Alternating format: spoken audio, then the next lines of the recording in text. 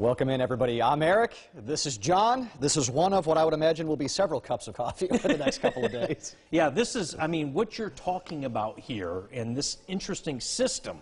For some folks, it's going to be very entertaining. Yeah. For others, not as much. But you've got wind, you've got snow, you've got rain. It's good stuff. Well, first off, for those of you who may have been living under a rock over these last few days, what's happening is we start to move forward. A big potent storm system is coming our way.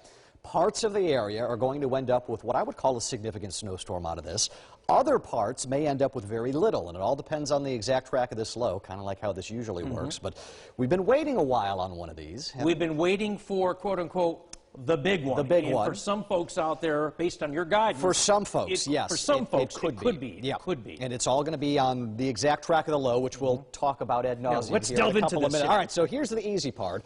Drive home this afternoon. If you're watching us on your desktop or your phone and you're getting ready to head home, no problems. There's no snow alerts, no winter storm watches for tonight. We do have those for tomorrow night getting into Thursday. Right now, the National Weather Service office out of Buffalo has only placed our western tier counties in the winter storm watch. That's what these are in blue. So you've got Orleans, you've got Genesee, you've got Wyoming. Earlier today, none of them were under a watch. This is a sign to me, John, of what James is back there too. But we've been looking at this over these last 24 hours. The models are continuing to shift slightly east with the track of the low. As that happens, more cold air and more snow potential building that way. So if we see any more push toward that direction, guess who's next in line? Well, we then fall in that. So, you know, that would be us. And I will admit, you know, that's on the table. It would not surprise me at all if you ended up seeing a winter storm watch that would include Monroe County. At the same time, it would not surprise me at all if the worst issue stayed off to our west. We're just that close of a shave here with this. Right. First wave of precip is going to be this guy right here, and most of this is fairly light and patchy. But what that will do is maybe give you a light slushy accumulation by morning. This is remarkable, and anybody who's got any weather background or any meteorology background, the depth and the amplitude of this trough, I mean, this means business. This is the kind of setup where you end up getting explosive areas of low pressure that are strong, that are deep, and that is what we are tracking out of this Wednesday night into Thursday. So all the pieces to this puzzle are there. We just got to wait on the evolution. Wave number one tonight, and John, I don't think this is a big problem at all tomorrow. I don't think this is one where we're telling you, you know, go out and see if you can get some great snow video out of this. Temps are near or just above freezing through 8 to 9 o'clock in the morning. Right. And even if it snows through, you know, 6 to 8 hours of that, how much of that is going to stick with temperatures like that? Yeah, the ground's soft, it's been mild. Yeah, understood. I'm watching this very closely as you keep advancing your telemetry here. All right. Because I want to know when the moment of truth is. You want some nerdy stuff? You want to throw some science I'll take anything you got here? here. All right. This is the GFS computer model, and you know what we've done on this map is we've basically turned this into a heat map, showing where the GFS thinks the most likely track of the center of low pressure is going to be. And obviously, boom, there's your bullseye.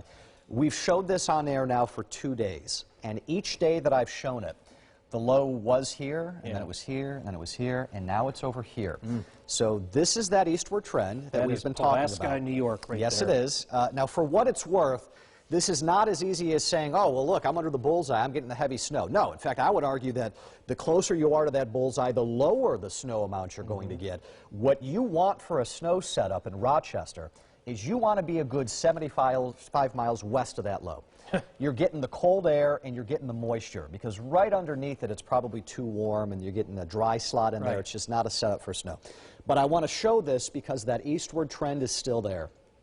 And we're not at a point where we are insinuating Rochester is going to be at that sweet spot for snow, but any more shifting. I mean, we're out of options here. If this decides to slide another couple of miles off to the east, 20 miles, we're out of options with that. All of a sudden, Rochester, guess what? It's party time here for snow. You're in play.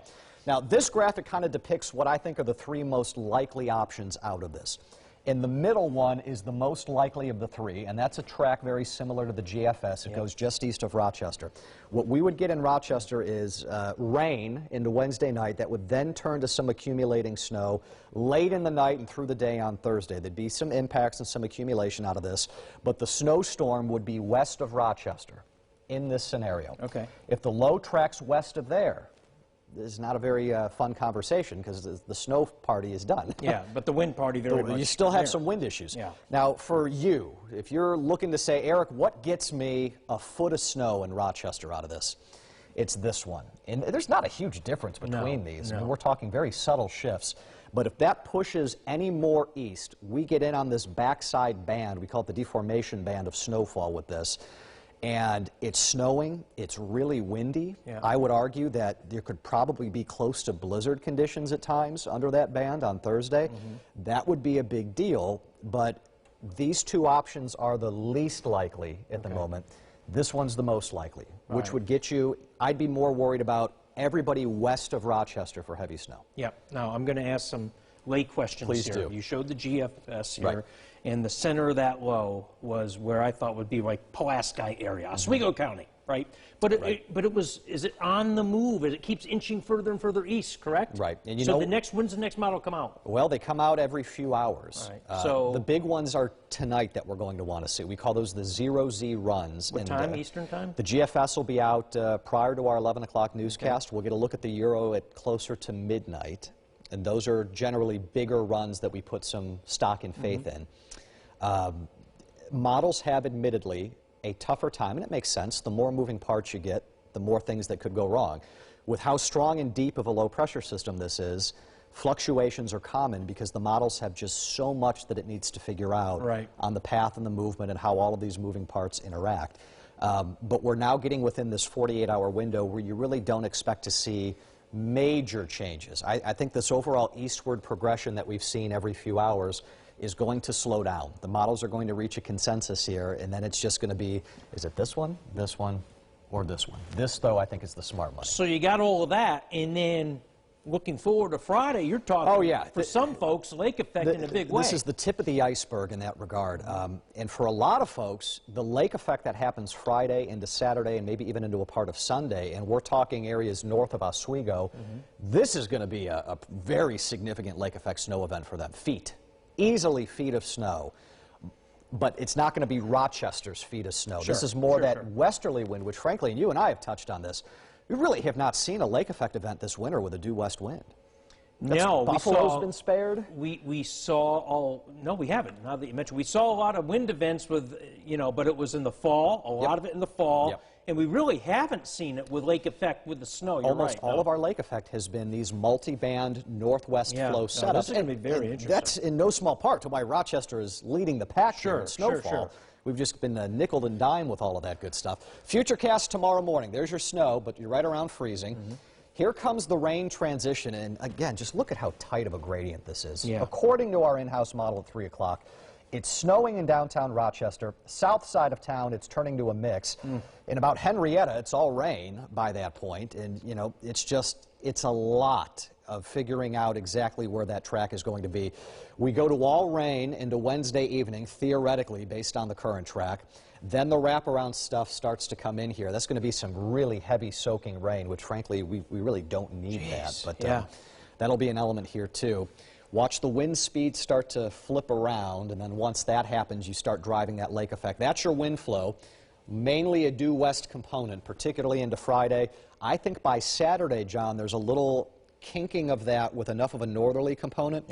It will take that due west to east band that is just slamming areas north of Oswego, and it will slowly shift it southward. So we will get more snow into the weekend. That's a whole nother animal. It's taking it a day at a time here, but we'll be working on snow maps for that, I'm sure, as we start to move forward here once we get through all this.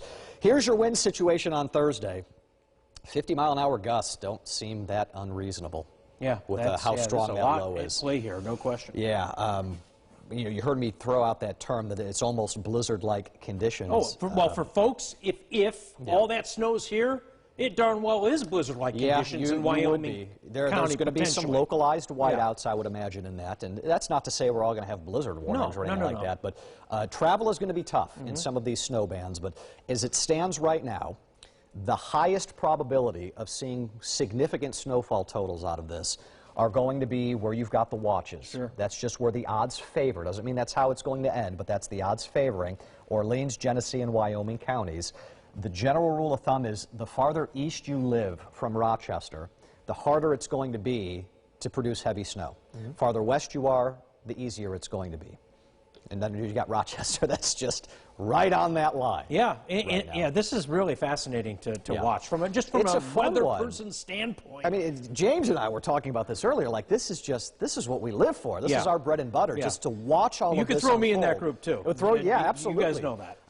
But getting to see all of this as it kind of plays out. It's incredible. Really Between fascinating. the heavy rain in the Syracuse area, the potential lake effect bombing that could get in the east side of Lake Ontario, and then tomorrow, I mean, going into Thursday, west of us. And as fun as all of this is, there is this overwhelming thing here that I want to hammer home out of this. The toughest part about our jobs in moments like this is there is an inherent level of uncertainty with all of this. As much as we would love to be able to tell you, you're going to get this, you're going to get this, you're going to get this.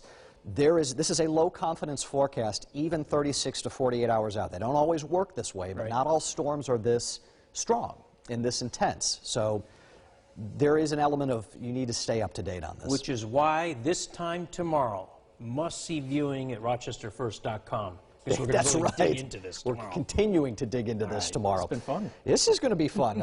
Enjoy the cold, by the way, going into the weekend. Not only is it lake effect snow, you're not getting out of the 20s. And keep in mind, we just came off of a weekend with sunshine and highs that were near 50 on Sunday. Oh, yeah. Not this time around. Good stuff. We'll see you at 5.